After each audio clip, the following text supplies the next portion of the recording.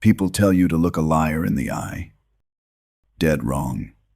Professional con artists always maintain eye contact. They know you are looking for them to look away. They practice holding your gaze to manufacture trust. The thing that exposes them is actually their feet. Today, we are going to break down how to catch a lie without a single shred of physical evidence. We are not talking about gut feelings or paranoia. We are talking about human biology. When a person constructs a false reality, their brain undergoes immense cognitive stress. No matter how practiced they are, that stress leaks out through their nervous system in fractions of a second. These are called micro-expressions and limbic leaks. If you learn to read these invisible signals, you will never have to dig through a phone, demand a confession, or argue in circles ever again. The body always confesses. Pay close attention to the fourth indicator we cover today. It is called duping delight. Once you understand what this looks like, you will suddenly realize exactly how many times you have been played by someone sitting right across from you, and it will permanently change how you observe human interaction. Before you can spot the lie, you have to establish the baseline. Most people try to detect deception by looking for signs of nervousness. They look for fidgeting, sweating, or stuttering. But nervousness does not equal deception. An innocent person accused of something terrible will be incredibly nervous. A seasoned manipulator lying to your face might be perfectly calm. You cannot spot an anomaly if you do not know what normal looks like. The baseline is how a person acts when there is absolutely no stress in the room. How fast do they talk when they are ordering coffee? Where do they look when they are recalling a happy memory? Do they gesture with their hands when they explain a movie plot?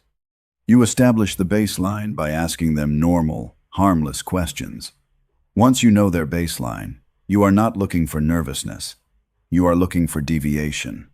If someone who naturally talks with their hands suddenly freezes and locks their arms to their sides the moment you ask them where they were last night, you have a deviation. If a quiet, still person suddenly becomes incredibly animated and over-explains a simple detail, you have a deviation. The lie lives in the shift. Indicator number 1 is the limbic leak. The human brain is divided into different sections. The neocortex handles high-level thinking, logic, and the actual fabrication of a lie. But the limbic system is our primitive survival engine. It controls the fight, flight, or freeze response. It is entirely subconscious, and it cannot be faked. When a liar is fabricating a story, they focus all their mental energy on controlling their facial expressions and their eye contact. They completely forget about the lower half of their body. Watch the feet. If you are having a conversation with someone and their face is smiling, their eyes are locked on yours, but their feet are pointed directly toward the door, their limbic system is screaming for an escape. They subconsciously want to flee the conversation because the lie is causing internal psychological friction. You will also see this as sudden pacifying behaviors. The limbic system needs to soothe the stress of the lie. They might suddenly rub the back of their neck, stroke their own arm, or adjust their collar. They are subconsciously trying to lower their own heart rate. When the words say, "I am comfortable," but the limbic system says, "I am under attack," the words are a lie. This brings us to the second indicator, which is a breakdown in the system. Indicator number 2 is asynchrony. When a person is telling the truth, their thoughts, their words, and their body language are perfectly synchronized. The emotion hits the brain, the body reacts, and the words follow. It is a seamless biological process. When a person is lying, they are building the airplane while flying it. They have to invent the story, monitor your reaction, and act out the appropriate emotion all at the same time. This causes a micro delay. The synchronization breaks down. You will ask a question. They will answer. And then, a split second later, they will display the emotion. They will say they are surprised. And then their eyebrows will go up. They will say they are angry, and then they will pound the table. True emotion is instantaneous. Delayed emotion is a theatrical performance. You will also see contradictory asynchrony. The brain knows the truth, even if the mouth is lying. Watch for a person who says, "Yes, I completely agree with you," while their head gives a subtle, almost imperceptible shake from side to side. Or someone who says, "I have absolutely no idea what happened," while giving a slight one-shouldered shrug. The body is disagreeing with the script. Now, let's look at what happens when the liar thinks they are winning. Indicator number 3 is duping delight. Lying is high-stakes gambling. It is incredibly stressful, but it also produces a massive adrenaline rush. When a manipulator realizes that you are buying their story, when they feel they have successfully outsmarted you, their brain releases a hit of dopamine. They cannot help but feel a surge of superiority. This arrogance leaks out in a micro-expression known as duping delight. It happens in a fraction of a second. In the middle of a serious, sad, or intense lie, the corners of their mouth will briefly twitch upward into a quick, asymmetrical smirk. They are literally smiling at their own cleverness.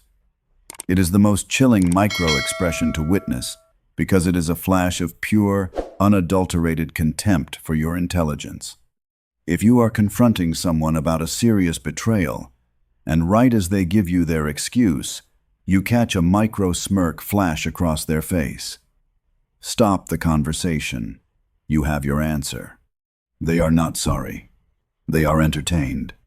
But what if they are incredibly disciplined? How do you break their concentration? Indicator number 4 is cognitive overload. Telling the truth is easy because memories are stored chronologically. You just hit play on the tape. Lying requires immense processing power.